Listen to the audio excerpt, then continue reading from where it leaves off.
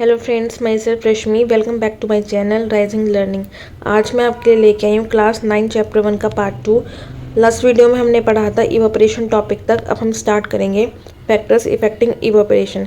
ऐसे कौन कौन से फैक्टर्स होते हैं जो इवापोरेशन के रेट को इंक्रीज या डिक्रीज करते हैं। फर्स्ट है expose surface area. On increasing surface area of liquid rate of evaporation increases. अब सरफेस एरिया जितना बड़ा होगा उतना जल्दी इवोपरेशन ज़्यादा होगा। क्यों?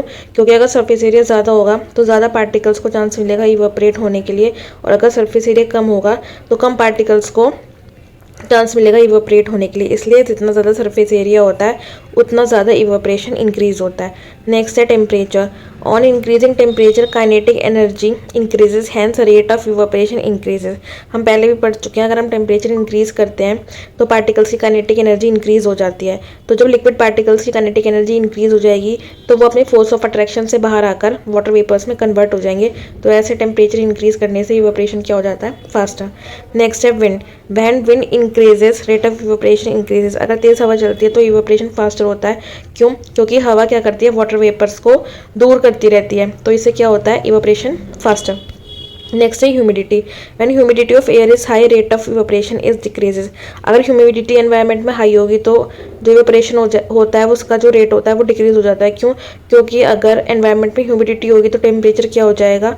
लो हो जाएगा, तो उससे क्या होगा? इवोपरेशन कम हो जाएगा। नेक्स्ट है evaporation always cause cooling. Evaporation हमेशा कूलिंग करता है। कैसे? The cooling cause by evaporation is based on the fact that when a liquid evaporates takes latent heat of vaporisation from surrounding which on losing heat gets cool. अब क्या होता है, एक example के साथ समझते हैं। सपोज आप एक फ्राइंग पैन लो, वो गर्म है, आपको उसे कूल करना है। तो कैसे कूल करोगे? उसमें वाटर डाल के। जैसे ही आप गर्म फ्राइंग पैन में वाटर डालोगे तो क्या होगा? जो गर्म पैन है वो अपनी हीट लूज कर देगा और वो जो हीट है वो वाटर यूज़ कर लेगा और वेपर्स में कन्वर्ट हो जाएगा। तो वाटर ने जो हीट यूज़ करी उसको हम बोलते हैं लेटेंट हीट ऑफ वेपराइजेशन, क्योंकि उसने वेपर्स फॉर्म में कन्वर्ट होने के लिए वो हीट यूज़ करी। तो जब पैन ने अपनी हीट लूज कर दी तो वो जो हीट है वो वाटर ने ले ली और वो वेपर्स फॉर्म में कन्वर्ट हो गया, और जब पैन ने हीट लूज कर दी तो वो क्या हो जाएगा? कूल हो जाएगा। तो इस तरीके से इवापोरेशन क्या करता है? कूलिंग। नेक्स्ट है difference between evaporation and boiling. अब इवापोरेशन एंड बॉइलिंग के बीच में डिफरेंस देखेंगे। Evaporation it is a surface phenomena. Evaporation क्या है? एक सरफेस फिनोमिना है, मतलब सरफेस पे पार्टिकल्स आ जाते हैं और वहाँ से क्या होता है? इवापोरेशन।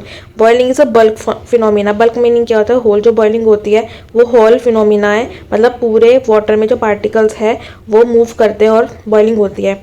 नेक्स्ट है particles from the surface gain enough energy to overcome the force of attraction present in the liquid and change into vapour state. अब क्या होता है? लिक्विड में ऑलरेडी एक्टिव पार्टिकल्स होते हैं, वो अपने आप क्या करते हैं? सरफेस पे आ जाते हैं और अपने फोर्स ऑफ अट्रैक्शन से बाहर आकर वेपर्स फॉर्म में कन्वर्ट हो जाते हैं। तो ऐसे होता है इवापोरेशन में। और लेकिन बॉइलिंग में क्या होता है?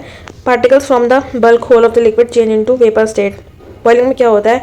पूरे जो वाटर होता है, होल वाटर, वहाँ के पार्टिकल्स वेपर फॉर्म में कन्वर्ट होते हैं। नेक्स्ट टॉपिक है सम मोर स्टेट्स ऑफ मैटर। अभी तक हमने 3 स्टेट्स पढ़ी थी मैटर की, सॉलिड, लिक्विड, गैस। अब 2 और स्टेट है। फर्स्ट है plasma. It is a hot ionised gas containing of equal number of positive charge ions and negatively charge electron.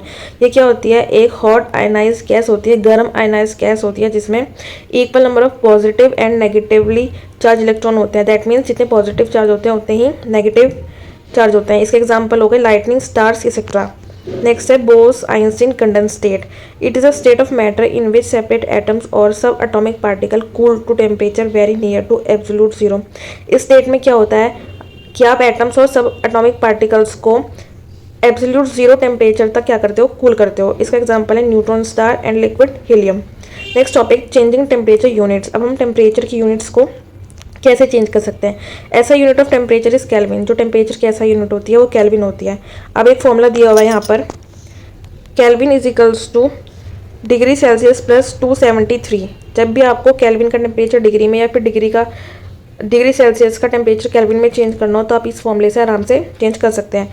Kelvin scale of temperature has positive sign, has regard as better than Celsius. जो Kelvin scale होता है temperature का उसमें हमेशा positive sign होता है, इस वजह से वो बेटर माना जाता है as compare to Celsius. So chapter 1 of class 9 complete हो गया। आपको मेरा वीडियो अगर अच्छा लगा तो please like share and subscribe ज़रूर करना। तब तक के लिए bye bye, stay happy and healthy.